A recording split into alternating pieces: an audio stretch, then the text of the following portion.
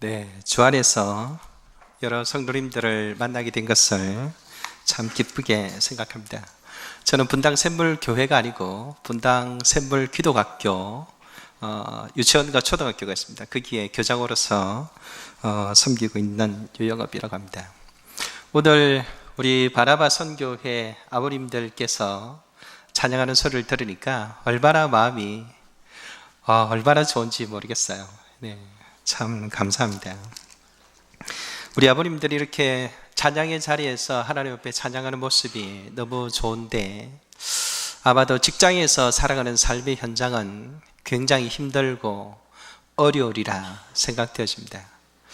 우리가 살아가는 삶의 현장에서 우리가 겪는 어려움을 예수님께서 아실까요? 모르실까요? 아실까요? 모르실까요? 아시겠죠? 아시는 예수님께서 우리에게 제자들을 통해서 이렇게 말씀하셨어요. 뱀같이 지혜롭고 비둘기같이 순결하라.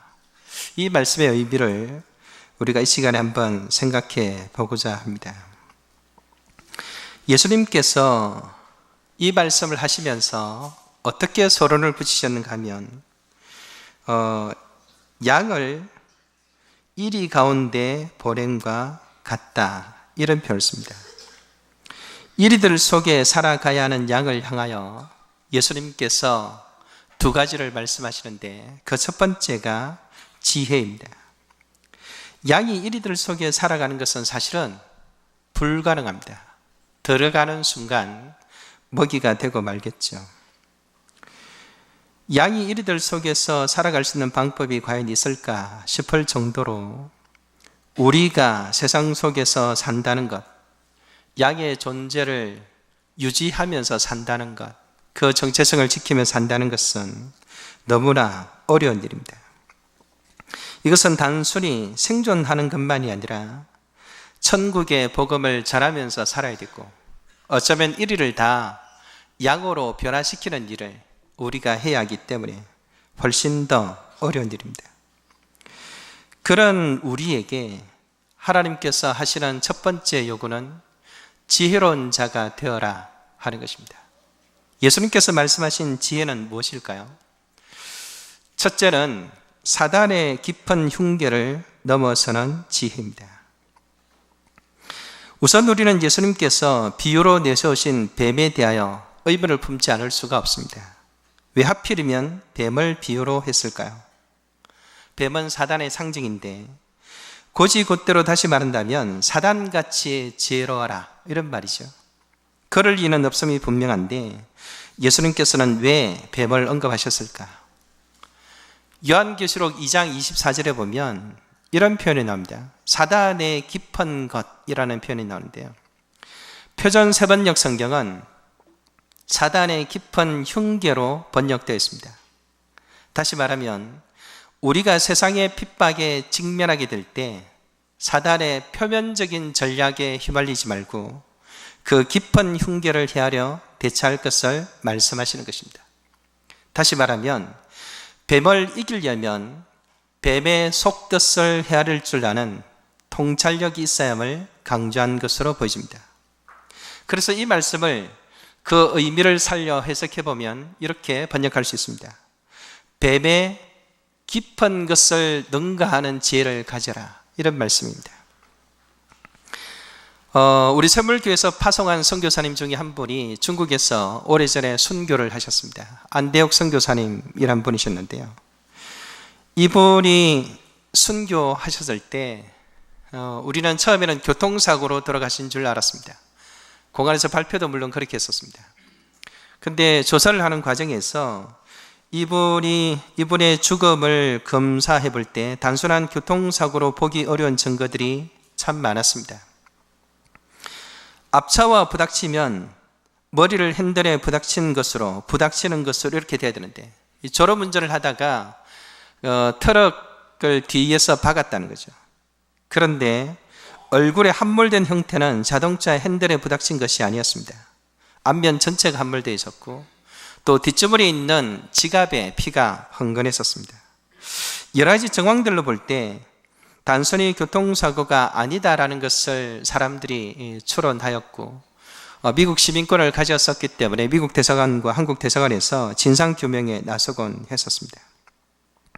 그때 안 선교사님의 부인 되시는 선교사님께서 이렇게 말씀하셨어요. 누가 뭐라고 해도 생명을 주관하시는 분은 하나님 한 분이시다. 누가 무슨 짓을 했든 하나님께서 그 사역을 끝내고 부르셨으니 하나님께 감사하다. 이렇게 하셨습니다. 그리고 장례식이 있는 날 아주 기가 막힌 영적 분위기의 역전이 이루어졌는데요. 모든 사람들이 슬픔과 절망에 사로잡혀 있을 때 사부님께서 장례식 중에 특송을 자청하여 이런 찬송을 불렀습니다. 여기에 모인 누리 주의 은총을 받은 자여라. 주께서 이 자리에 함께 계심을 믿노라. 언제나 주님을 찬양하며 따라가리니 시험을 당할 때도 함께 계심을 믿노라. 이 믿음 더욱 굳세라. 주가 지켜주신다. 어두운 밤에도 주의 밝은 빛 인도하여 주신다. 남편의 갑작스러운 죽음 앞에, 그것도 누가 봐도 그냥 단순 교통사고가 아니라고 보여지는 그 죽음 앞에서 하나님 앞에 은혜로 찬송하며 하나님께서 함께 하신다는 것을 믿고 나아가는 이 사모님의 모습을 보고, 그때 예배에 참석했던 중국인이 이렇게 말을 했다더라고요. 사모님, 제가 다른 것은 모르겠습니다. 그러나 사모님을 배우니 하나님이 계시다는 것을 알 수 있겠습니다. 아마도 사단은 안대역 선교사님을 죽임으로써 그 사역을 송두리째 끝장을 내려고 했던 것 같아요. 근데 웬걸 사모님이 기도하는 가운데 하나님이 주시는 지혜로 무장하여 하나님 앞에 순종했을 때 사단의 깊은 흉계가 와르르 무너졌을 뿐만이 아니라 사모님을 통해서 그 사역이 훨씬 더 넓게 깊게 확장되는 것을 우리가 볼 수 있었습니다. 선교사님 돌아가시고 나서 몇 년 뒤에 제가 중국을 방문했을 때 그 사역을 통해서 사모님을 통해서 하시는 사역이 얼마나 놀라운지 눈으로 볼 수 있었습니다. 우리가 하나님의 백성으로서 살아갈 때 뱀같이 지혜롭다라고 말하는 것은 사단이 깊은 속셈을 가지고 우리를 무너뜨리려 할 때 그 이상을 넘어서는 하나님의 지혜로 무장해야 한다는 것입니다. 우리가 단순히 인간적인 감정이나 분노에 휩쓸려서는 안 됩니다. 세상 사람들이 한다고 다 따라해서도 안 됩니다. 당연히 누려야 될 것을 모두 챙기려고 하는 것도 안 됩니다. 사단의 깊은 흉계를 넘어선 하나님의 지혜로 무장할 때 하나님께서는 우리가 무엇을 하든지 주의 능력을 우리를 통해서 이루어 가실 것입니다. 두 번째로 예수님께서 말씀하시는 지혜는 무엇일까요? 말씀 속에서 찾는 지혜입니다. 제가 독수리학교라는 기독교 대안학교를 섬길 때 면접을 볼 때마다 부모들에게 이런 질문을 했습니다. 자녀에게 자주 하는 말이 무엇입니까? 여러분, 부모가 자녀에게 자주 하는 말이 뭘까요? 뭘까요, 여러분? 공부 좀 해라, 이런 거겠죠. 방 좀 치워라. 우리 집 사람이 그 말 자주 하는 것 같아요. 또 무슨 말을 할까요? 게임 좀 그만해라. 어떤 아이는 말하기를 자기 엄마가 자기에게 자주 하는 말이 뭔가 물었더니 뭐하니? 그런다더라고. 뭐하니? 이런 말 저런 말 하는 게 너무 부담스러우니까 뭐하니? 하는 거예요. 눈치 보면서. 아이들의 생활을 다잡기 위해서 아이들의 삶을 규제하는 말을 안 할 수는 없을 거예요. 당연히 해야 될 거예요.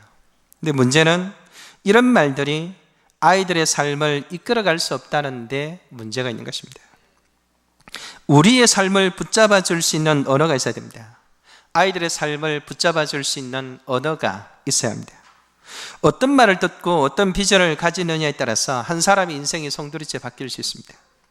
그러므로 우리는 아이들에게 그들의 삶을 변화시킬 수 있는 메시지를 그 가슴 속에 담아줘야 될 책임이 있습니다.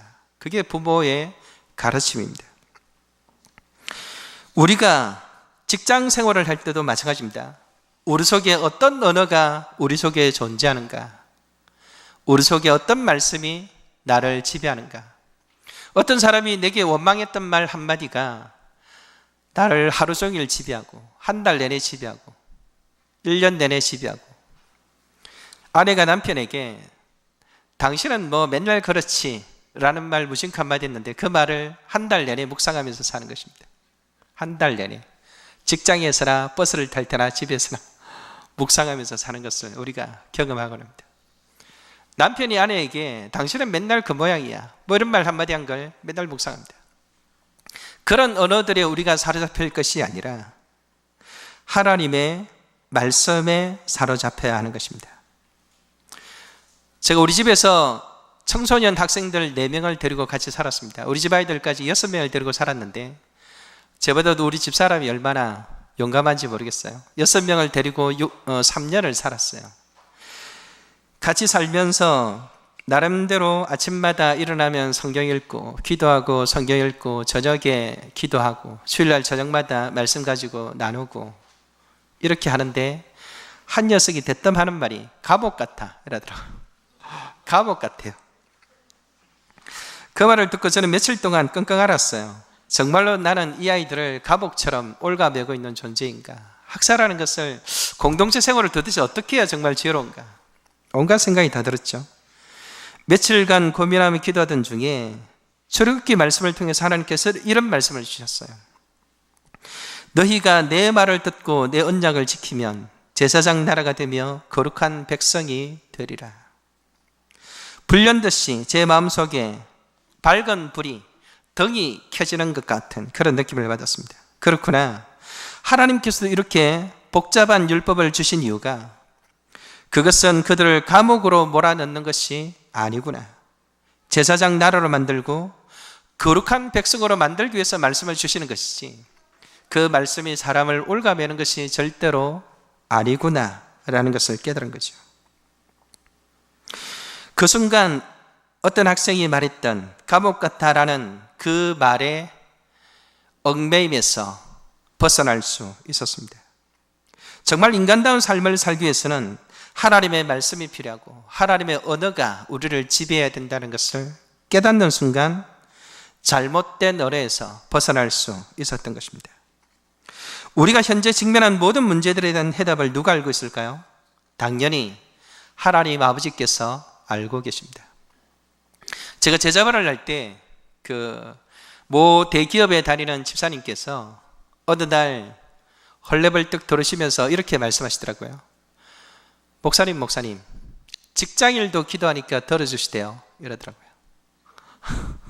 직장일도 기도하니까 들어주시대요. 무슨 말일까요? 그동안은 자기 자녀나 교회를 위해서만 기도했지 직장일을 놓고 기도해 본 적이 없는 거예요. 기도해 본 적이 없었는데 제자반을 하면서 아침에 일찍 가서 30분 일찍 가서 큐티하고 하루의 모든 과정을 놓고 기도해라 이랬는데 굉장히 까다로운 재판건이 걸려 있어서 너무 낙심되고 길이 보이지 않아 하나님 앞에 기도했는데 이겼다는 거예요.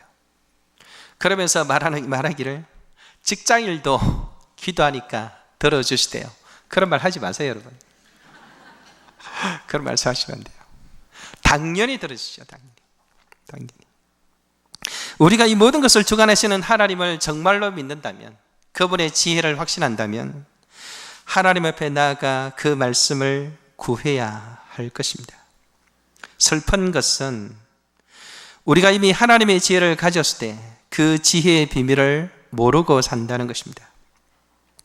아모스서 8장 11절을 보면 주 여호와께서 가라사대 보라 날이 이를지라 내가 기근을 땅에 보내리니 양식이 없어 주림이 아니요 물이 없어 가람이 아니라 여호와의 말씀을 듣지 못하는 가람이라. 말씀에 주목하십시오. 그곳에 지혜가 있습니다. 날마다 말씀을 붙들고 실험하십시오. 그곳에 길이 있습니다. 우리가 비록 세상 속에서 양과 같이 연약한 존재들이지만 말씀을 붙들고 실험하면 이리들을 능히 이길 수 있을 것입니다. 또 이 지혜는 하나님을 경외함으로 누리는 지혜입니다. 하나님을 경외함으로 누리는 지혜인데요. 여러분은 어떤 사람의 말에 귀를 기울입니까? 누구의 말에 이래 진지하게 반응하십니까? 여러분에게 가장 결정적인 영향을 준 사람은 도대체 누구입니까? 우리 집사람이 저에게 늘어놓는 불만의 요소들이 많습니다. 많이 있겠죠. 그 중에 하나가 뭔가 하면 우리 집 아이들이 아빠 말만 듣고 엄마 말은 안 듣는다는 거예요. 아빠만 무서워하고 엄마는 전혀 안 무서워한다는 거예요. 아빠가 있을 때와 아빠가 없을 때가 너무나 다르다는 거예요. 그때마다 저는 은근히 우쭐해하면서 그래 당연하지 아버지가 권위자인데 이러면서 스스로 즐거워했었습니다. 아버지만 무서워하는 것이 옳을까요? 그래서 결과는 어떻게 될까요? 아버지만 없으면 누구의 말도 듣지 않는 일이 일어나게 되는 것입니다. 사실은 아버지만 무서워하게 만드는 것이 아니라 하나님을 무서워하게 만들어야 합니다. 제가 하나님 자리를 대신 차지하는 바람에 아이를 완전히 망치게 될 상황이 되었다는 것을 나중에 깨달은 것이요. 아버지만 무서워하면 아버지 말만 듣습니다. 그러나 하나님을 무서워하면 모든 권위자의 말을 듣게 되어 있습니다. 성경에 이런 말씀이 있죠. 여호와를 경외하는 것이 지혜의 근본이요 거룩한 자를 아는 것이 명철이니라. 여기서 경외하다라는 것은 공경과 두려움을 의미합니다. 하나님의 권위와 거룩하심에 대한 공경과 두려움, 그것을 일컬어 경외한다라고 표현하는 것입니다. 인간의 한계는 무엇입니까? 공경하는 마음과 두려워하는 마음이 없으면 듣지 않는다는 것입니다. 듣고 싶지만 들리지 않습니다. 말하지만 들리지 않습니다. 아무리 말해도 아무리 강조해도 아무리 협박해도 들리지 않습니다. 들리지 않는데 어떻게 됐겠습니까?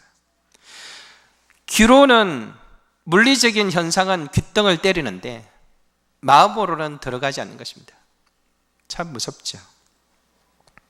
오늘 이 땅에 얼마나 많은 말들이 오고 가는지 모릅니다. 엄청나게 많은 정보들이 날마다 쏟아집니다. 여러분, 우리가 핸드폰을 붙잡고 페이스북이며 밴드며 카톡이며 수많은 언어들을 접합니다.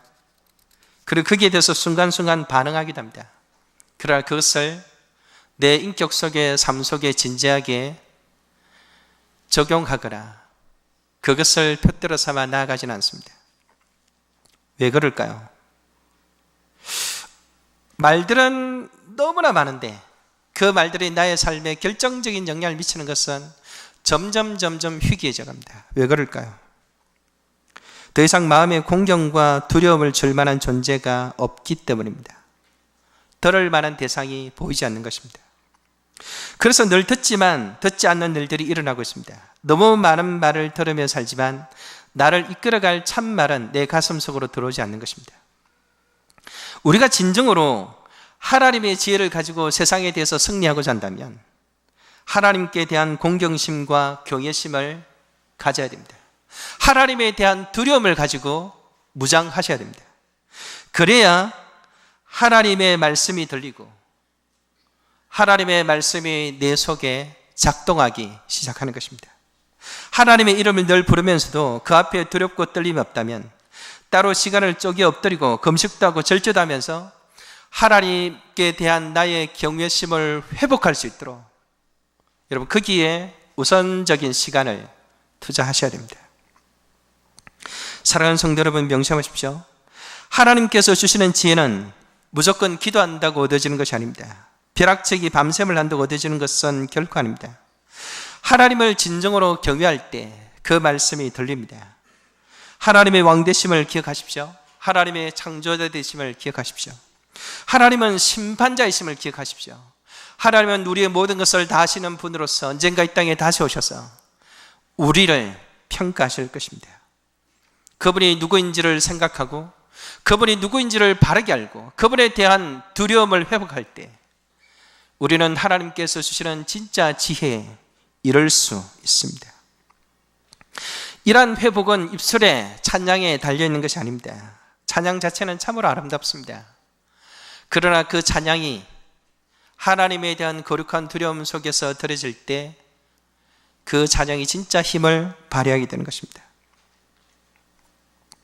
우리가 선택하는 것을 보면 정말로 하나님을 두려워하는지 두려워하지 않는지 알 수 있습니다. 그분에 대한 깊은 두려움, 그분에 대한 깊은 경외심, 그것이 바로 지혜의 근본이요 지혜의 모든 것입니다. 그때 비로소 그분의 말씀이 우리의 마음속에 깊이 꽂히는 것을 경험할 수 있고, 그 말씀은 힘있게 우리의 삶 속에 역사하기 시작합니다. 세상이 도무지 흉내낼 수 없는 지혜가 되어 우리의 삶에 역사하게 되는 것입니다.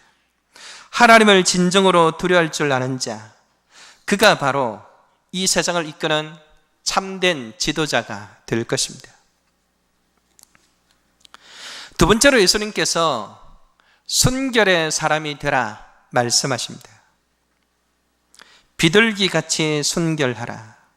여기서 비둘기는 단순함을 상징합니다. 그리고 순결하다라는 단어는 섞이지 않았다, 때가 묻지 않았다, 이런 의미를 가지고 있습니다. 그야말로 세상과는 구별되는 깨끗하고 단순함을 의미하는 것입니다. 예수님께서 말씀하신 순결은 도대체 무엇일까요? 이 단어는 신약 성경에서 두 번 딱 사용됩니다. 두 번 사용되는데 그중 한 곳이 로마서 16장 19절이에요. 너희의 순종함이 모든 사람에게 들리는지라. 그러므로 내가 너희를 인하여 기뻐하노니 너희가 선한데 지혜롭고 악한데 미련하기를 원하노라. 여기 미련하기를 원하노라 할 때 미련하기라는 단어가 이 순결하다라는 단어와 같은 단어입니다. 그래서 우리는 이렇게 정리할 수 있습니다. 예수님께서 말씀하신 순결의 의미는 첫째로 악한데 미련한 것입니다. 악한데 미련한 것입니다. 여러분, 왕따를 아세요? 왕따. 이것이 얼마나 심각한 죄악인지 여러분 아시는지 모르겠어요. 저는 학교에 있으니까 이걸 생생하게 보았고, 또 이것이 얼마나 큰 문제인지, 얼마나 심각한 고통인지 잘 알고 있습니다. 교실에서 아이들은 아무 생각 없이 친구들을 괴롭힙니다. 괴롭힘을 당하는 아이는 죽을 것 같은데 괴롭히는 아이들은 그저 장난일 뿐입니다. 당하는 아이는 학교에 가기 싫고 전학을 가야 하고 자살도 하는데 괴롭히는 아이들은 그저 놀이일 뿐입니다. 왜 우리 아이들이 이렇게 악한 일에 쉽게 동화되고 말까요? 왜 이런 악한 행위를 분별하지 못할까요? 악인 줄 알면서도 왜 아이들이 동참할까요? 악한 데 참여하지 않으면 미련한 놈으로 보이기 때문입니다. 미련한 놈으로 같이 따돌려지기 때문입니다. 교회 자녀들이 왜 이런 악한 행위에 빠지는가? 악할 줄 몰라서 거절하는 것이 아니라 친구들에게 미련하다는 말을 듣기 싫었어. 도도한 흐름에 동참하지 않으면 미련한 놈으로 몰리니까 그것이 싫어서 동참하는 것입니다. 속으로는 양심의 가책을 느끼면서도 친구들이 다 그렇게 하니까 어쩔 수 없이 따라하는 것입니다. 그래서 성경은 우리에게 이렇게 말합니다. 악한데 미련하라. 여러분, 우리는 악한데 미련해야 됩니다. 악에서 구별된 우리는 그들로부터 미련방통이라는 소리를 듣고 때로는 그렇게 취급을 받는 것을 각오해야 되는 것입니다. 이 말을 듣는 것이 두렵습니까? 네, 저도 두렵습니다. 모든 신앙의 선배들이 사실은 두려워했었습니다. 그러나 그들은 예수님을 생각하며 그 길로 걸어갔습니다. 예수님께서 바로 그들의 죄를 위해 돌아가시는 순간에 그들은 예수님을 어떻게 놀렸습니까? 누가복음 22장 63절에서 65절을 보면 지키는 사람들이 예수를 희롱하고 때리며 그의 눈을 가리우고 물어 가로되 선지자 노릇하라. 너를 친 자가 누구냐 하고 이 외에도 많은 말로 욕하더라. 마가복음 15장 31절 32절을 보면 그와 같이 대제사장들도 서기관들과 함께 희롱하며 서로 말하되 저가 남은 구원하였으되 자기는 구원할 수 없도다. 이스라엘의 왕 그리스도가 지금 십자가에서 내려와 우리로 보고 믿게 할지어다 하며 함께 십자가에 못 박힌 자들도 예수를 욕하더라. 예수님께서 받으신 욕을 생각하면 우리가 예수님을 따라가는 길이 무엇인지, 십자가를 지고 예수님의 뒤를 따른다는 것이 무엇인지 금방 깨달을 수 있는 것입니다. CBS 전북 방송의 한 기자는 기업 의사들의 의학박사 학위가 돈으로 거래된다고 고발한 적이 있습니다. 제대로 된 학위 과정을 진행하고자 노력하는 한 의대 교수의 말을 소개하고 있는데요. 그 의사는 이렇게 말했습니다. 한마디로 말해서 대학은 개판이고 팔을 바꿔야 되지만 어디에서부터 손을 대야 될지 모르겠다. 이런 게 보도된 적이 있었습니다. 제대로 된 대학 실험을 진행하려면 반발을 사는 현상, 이런 사람은 미련한 사람으로 손가락질 받을 수밖에 없는 것입니다. 우리는 물질 만능의 시대 속에 살고 있습니다. 쾌락주의에 둘러싸여 살고 있습니다. 외모 지상주의에 미쳐 돌아가는 세상 속에 살고 있습니다. 이런 세상에서 그리스도인들인 우리가 미련한 사람으로 보이지 않는 것이 오히려 이상한 것입니다. 미련한 사람으로 보여지는 것을 두려워하지 마시기 바랍니다. 베드로가 예수님을 십자가에 못 박은 공의 앞에 섰을 때 했던 말은 지금도 우리의 가슴을 때립니다. 베드로와 요한이 대답하여 가로되 하나님 앞에서 너희 말 듣는 것이 하나님 말씀 듣는 것보다 옳은가 판단하라. 여러분, 우리가 약해질 때마다 이 베드로의 말씀을 속으로 암송하시기 바랍니다. 세상으로부터 미련하다고 놀림을 받을 때 거기서부터 그리스도인의 순결은 비로소 빛나기 시작합니다. 빌립보서에는 동일한 단어가 이렇게 표현되어 있습니다. 이는 너희가 흠이 없고 순전하여 어거리지고 거스르는 세대 가운데서 하나님의 흠없는 자녀로 세상에서 그들 가운데 빛들로 나타나며 생명의 말씀을 밝혀 나의 다름질도 헛되지 아니하고 수고도 헛되지 아니하므로 그리스도의 날에 나로 자랑할 것이 있게 하려 함이라. 여러분, 세상은 알지 못합니다. 그러나 빛 대신 예수님을 따라 그리스도인이 걸어가면 그곳에 길이 있음을 세상 사람들이 비로소 알게 되는 것입니다. 순결하다는 것은 또 무슨 의미가 있을까요? 디모데후서 2장 21절 22절에 보면 이런 말씀이 있습니다. 그러므로 누구든지 이런 것에서 자기를 깨끗하게 하면 귀히 쓰는 그릇이 되어 거룩하고 주인의 쓰심에 합당하며 모든 선한 일에 예비함이 되리라. 또한 내가 청년의 정욕을 피하고 주를 깨끗한 마음으로 부르는 자들과 함께 의와 믿음과 사랑과 화평을 좇으라. 순결하다는 것은 자신을 깨끗하게 하는 것입니다. 이런 것에서 자기를 깨끗하게 하면에서 이런 것이 무엇인지 문맥을 따라 살펴보면 앞에 이런 말씀들이 나옵니다. 말다툼, 망령되고 헛된 말, 경건치 아니함, 부활이 없다고 주장함, 불의, 청년의 정욕, 무식한 변론, 다툼, 거역함, 이런 것들을 말합니다. 우리는 분명히 이런 것들로부터 벗어난 자들입니다. 새롭게 된 자들, 거듭난 자들입니다. 예수님의 피로 완전히 새롭게 된 자들입니다. 우리는 스스로 하나님의 자녀라고 노래하고 있습니다. 그런데 우리 속에 자꾸만 꿈틀거리는 나쁜 근성이 있습니다. 그것이 바로 노예 근성입니다. 출애굽기를 가만히 살펴보십시오. 우리는 이런 질문을 던지게 됩니다. 애굽에서 탈출한 이스라엘은 왜 자꾸만 불평을 늘어놓는가? 왜 자꾸만 불평을 늘어놓는가? 그것은 그들의 내면 깊은 곳에 애굽에서의 시절이 더 나았다는 심리가 도사리고 있기 때문입니다. 애굽 시절은 도대체 어떤 시절이었습니까?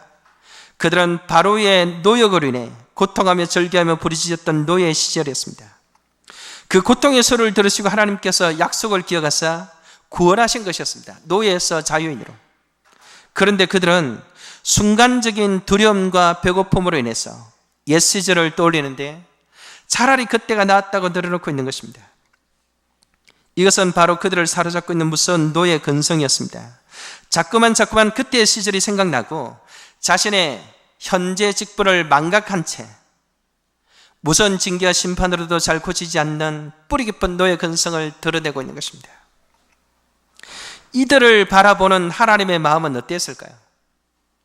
분명히 노예 상태에서 벗어나 하나님의 백성으로 신분이 변화됐는데도 불구하고 하나님의 긍휼과 전적인 은혜로 애굽으로부터 벗어났는데도 불구하고 여전히 노예의 짓 하던 것이 더 좋았다고 불평하는 그들을 하나님께서 어떻게 보셨을까요? 여러분, 그리스도인들은 분명히 죄의 노예로부터 해방된 사람들입니다.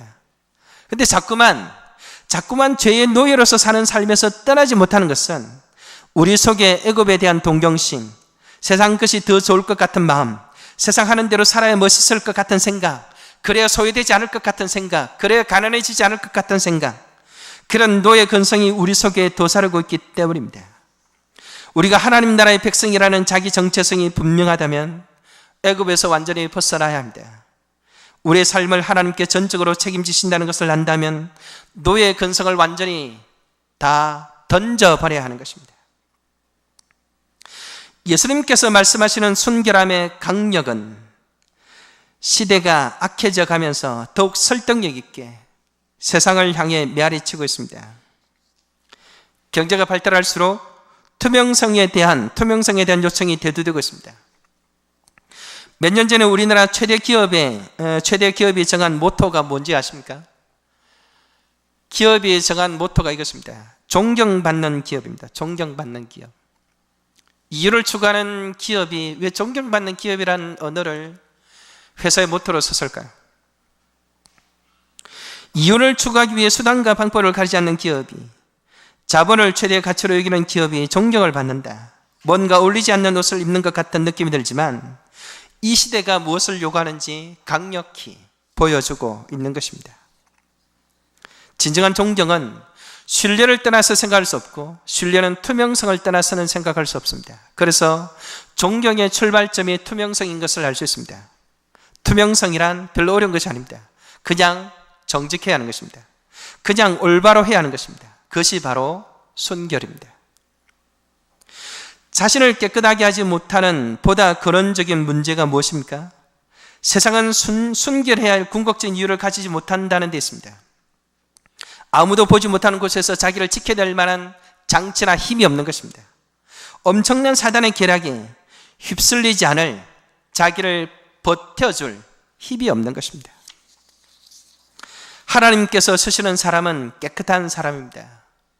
그 사람이 돈이 많든 적든, 그 사람이 권력이 있든 없든, 그 사람이 인맥이 탄탄하든 빈약하든, 그 사람이 새로운 기술을 가지고 있든 가지고 있지 않든, 수백 개의 무슨 특허권을 가지든 아무것도 가지고 있지 않든, 중요한 것은 그 사람이 깨끗한 사람인가 하는 것입니다.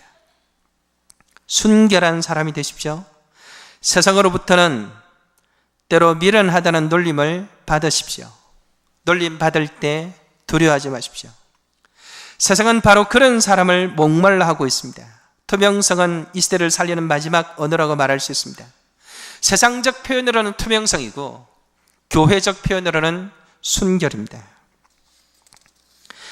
사랑하는 성도 여러분, 사랑하는 우리 바나바 선교회 회원 여러분, 제가 마지막으로 한 가지만 얘기하고 마치려고 하는데요, 라디오 뉴스에서 이런 얘기가 나온 적이 있습니다.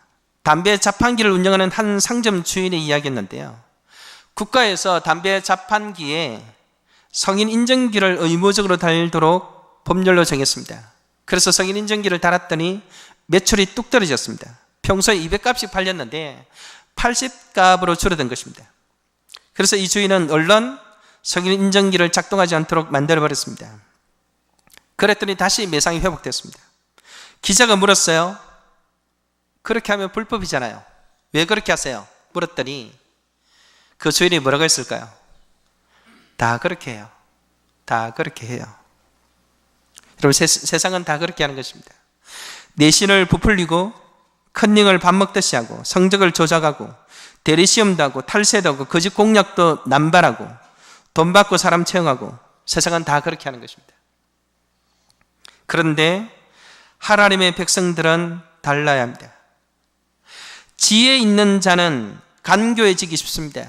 그래서 순결을 쉽게 잃어버립니다. 순결한 자는 우직해지기 쉽습니다. 그래서 지혜를 쉽게 무시해버립니다. 이 둘은 함께 있어야 합니다. 저는 잘 모르지만 예수님께서 말씀하셨으니 반드시 함께 있어야 됩니다. 뱀같이 지혜롭고 비둘기같이 순결하라. 이 둘을 함께 가질 수 있는 방법은 어디에 있습니까? 바로 하나님 앞에 살 때 가능합니다. 하나님을 경외하는 자는 지혜를 얻습니다. 하나님을 경외하는 자는 순결하게 삽니다. 하나님을 경외하는 자는 진실로 지혜와 순결로 무장됩니다. 지혜와 순결로 사는 자, 바로 그를 하나님께서 사용하실 것입니다. 우리 바라봐 선교에 있는 모든 회원들을 하나님께서 사용하사 하나님 나라를 위하여 그의 능력을 보여주시기를 주의 이름으로 축원합니다. 우리 모든 성도들이 오직 하나님만을 두려움으로 지혜와 순결의 삶을 사시기를 주의 이름으로 축원합니다. 같이 한번 기도하시겠습니다. 하나님 아버지, 참 감사합니다. 우리가 주의 말씀을 받을 때마다 두렵고 떨림을 숨길 수 없사오니 하나님의 이 시간에도 성령께서 우리 가운데 함께하여 주시고 우리가 주의 말씀을 따라 지혜롭고 순결한 삶을 살게 하여 주시옵소서. 우리의 의지나 우리의 노력으로는 도무지 이룰 수 없어서 오직 왕 되신 하나님, 온 우주를 다스리시는 하나님만을 바라봅니다. 하나님, 우리 가운데 진정한 경외심을 허락하사 하나님 앞에 지혜로우며 하나님 앞에 순결한 삶을 살아 하나님 나라에 견고한 용사들 되도록 주여 저희들을 인도하여 주시옵소서. 예수님 이름으로 기도드립니다. 아멘.